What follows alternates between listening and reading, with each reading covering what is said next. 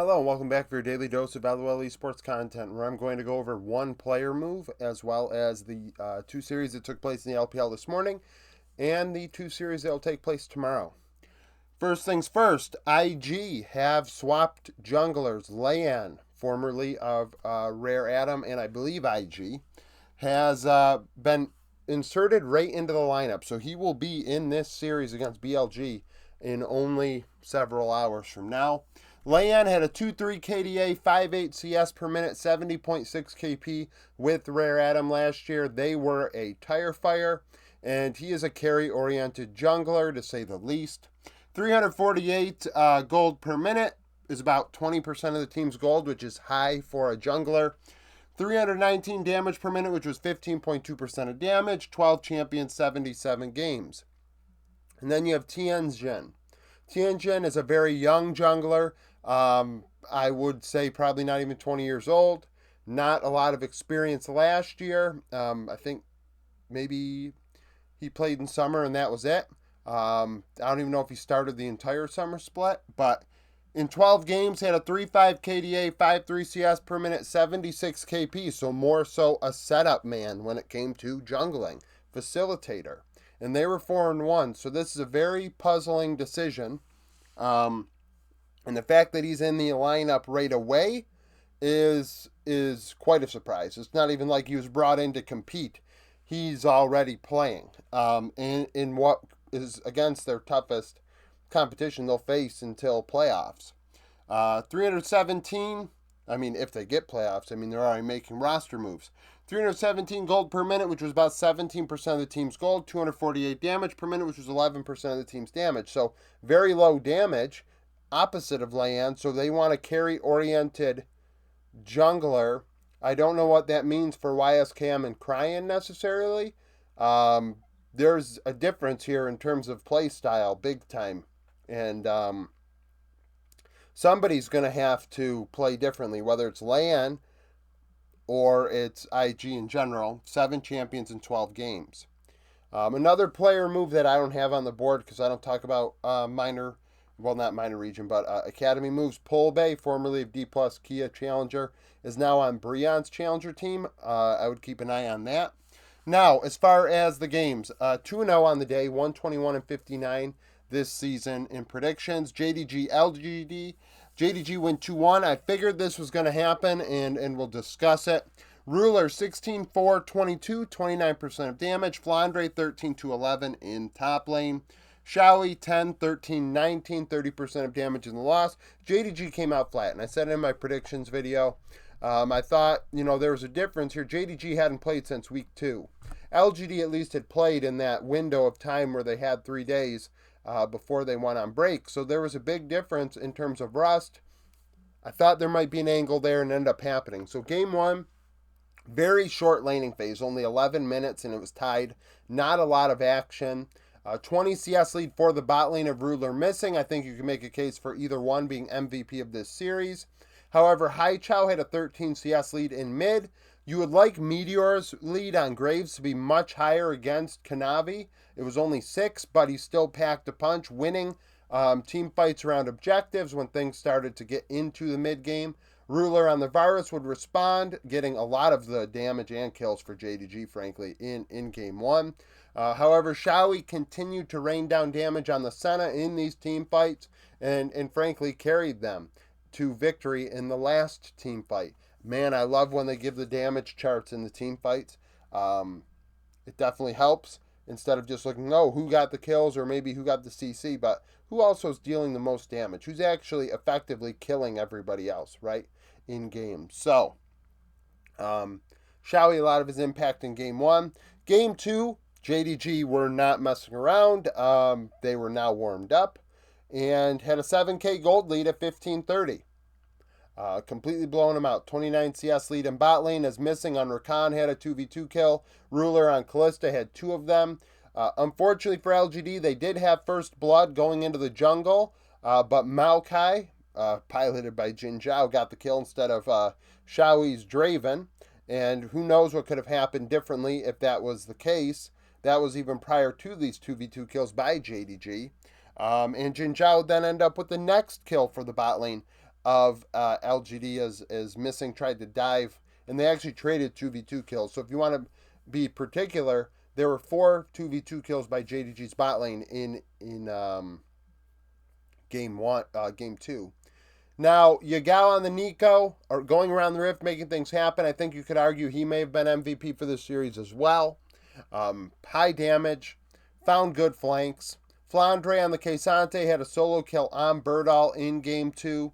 Haichao on the Azir did have a moment, and it was a moment where they were down a lot, but he had a nice shuffle, and that allowed LGD to have a slight breath of life in game 2.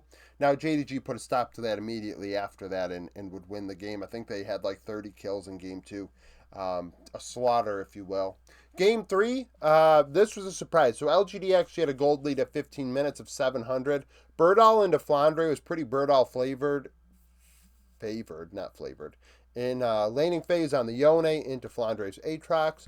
12 CS lead for Meteor as well, but JDG's bot lane once again ahead significantly, 29 CS. In all 3 games, when the first turret fell, JDG were ahead 20 or more. Flandre on that Aatrox once team fights began because game 3 was slow. He was the difference maker. So despite Birdall having this lead, it was Flandre really affecting team fights. Now, Birdall eventually would do something and bring them back because Yagao and the Nico got the team ahead farther. Birdall on the Yone able to respond. Very strong. Now, when team fights really got to the nitty-gritty, though, Kanavi on the Lee Sin was a big difference maker. There was one fight, I think it might have been the last one even, where he solo killed, I think it was Shawi on the Ezreal. And that's a pretty big deal, right? If your jungler, Lee Sin, solo kills the Ezreal, that's going to win you the game probably. So you could argue even that was the game-deciding play series-deciding play because it was close at that point. It could have been anyone's series. JDG coming out flat, frankly. Game 2, obviously very good, but games 1 and 3, not up to their standard, or at least the standard we have for them. Then we have Team Wii EDG. Team Wii would win 2-0. Fofo 5-1-16, 33% of damage. Wayward 9-2-6 in top. Fisher 4-5-8, 38% of damage in the loss. It was a karma for Fofo and Way for Fisher in both games. Game 1, EDG had a 1.2k gold lead at 19 minutes, a 23 CS lead for the bot lane as Team Wii benched Prince for Stay. Stay had played in 2022 for about 16 games for Team Wii, so he's still considered a rookie, and he did well on the Xayah in Game 1 and did okay in Game 2. Wasn't nearly as needed. Team Wii, though, 23 CS lead for EDG's bot duo of the Snake Vampire into Stay and Iwandi in Game 1, which is, a big diffy. 16 CS for Wayward into Solo Kill. Solo Kill struggled, to put it lightly. He had less DPM than JJ, and JJ played Lee Sin Trundle.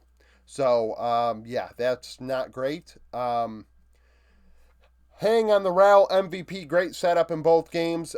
Getting in there, making things happen. JJ would respond on the Lee Sin with a nice play. Fofo on the Karma ends up dealing the most damage in pivotal team fights, and then Stay on the Xayah. Had 100% KP as they were taking the turrets down, so to be quite honest with you, Stay deserves a lot of credit as well. He stayed alive and dealt damage when necessary. Game 2, very different. So, Team Wii had a 4K gold lead at 15 minutes and didn't look back. All 4 areas, double-digit CS lead, bot lane ahead 25. Iwandi on the Nautilus, a 2v2 kill into EDG's bot lane, which is ironic because Vampire on the Nautilus in Game 1 was a reason why they had a 20 CS lead for EDG.